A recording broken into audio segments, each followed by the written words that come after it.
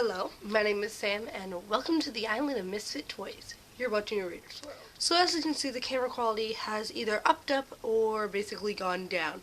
I decided to actually use my camera instead of my trusty phone over there. And today I'll be filming my Jebruary Wrap Up, which is January and February combined into one.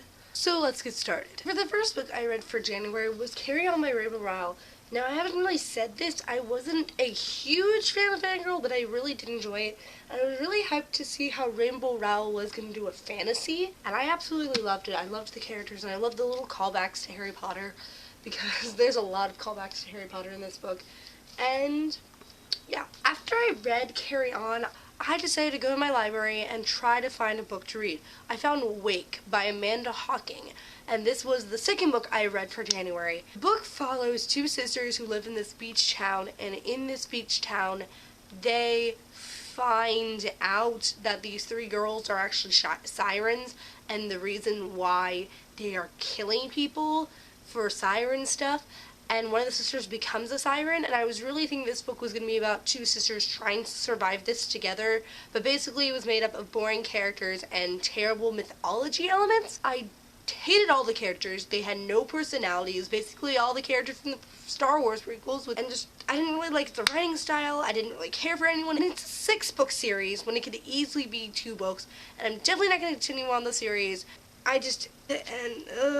Cringe-worthy. The next book I read for January was Soundless by Lois Lane. I was really excited to read this book because it sounded really, really good. It's about a girl whose village is deaf, so there's no sound anywhere.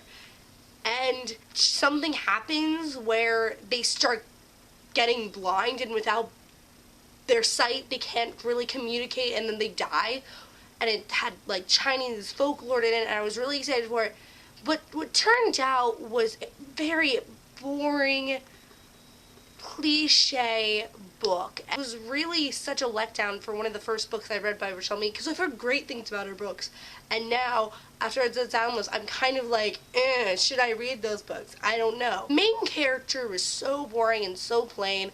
There was this weird love triangle that didn't make sense and only lasted like 5 pages. Everything about this book was not really thought out. There was no folklore basically involved until the last 5 pages of the anticlimactic ending. I can give her another try. I was trying to find a good book to read after the 2 abominations of Wake and Soundless. I've heard this book before and it sounds really good, and that is Lois Lane Fallout by Gwenda Bond. If you really liked Smallville, which is a TV series with Superman's teenage version, you'll love this book. This book follows Lois Lane's teenage version, and she is awesome. I love Lois Lane in this book. She's such a badass and takes no answers. She doesn't let anyone stand in her way. The plot in this was kind of predictable, but it didn't really annoy me. The thing that I was really worried about was that we weren't going to get any Superman in this book, because this is Lois Lane as a teenager, and Clark Kent and Lois Lane don't meet until they're adults. But I was really happy of how they did incorporate Superman, and you have to find out how they do that. And I think the next book is coming out in May, and I'm really excited for that book. Those were books I read for January, and now here's the book that I read for February, because February was a very slow reading month. I don't know why. I was just really bored and in a reading slump a little bit. And I kind of am in March now, but whatever. The book I read was Avalon High by Meg Cabot.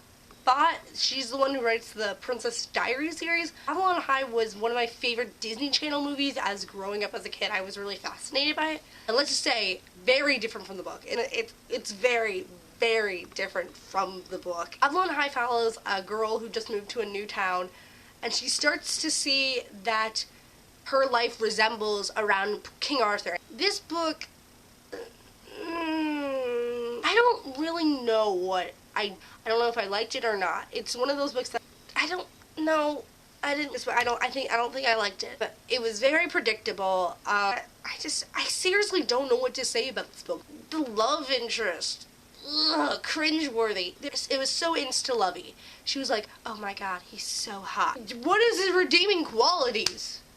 Nothing. A woman in young adult books. why do you do this to us? And that is it for my Jebruary wrap up. And I hope to see you guys soon. Bye. Leave? Okay. Going now.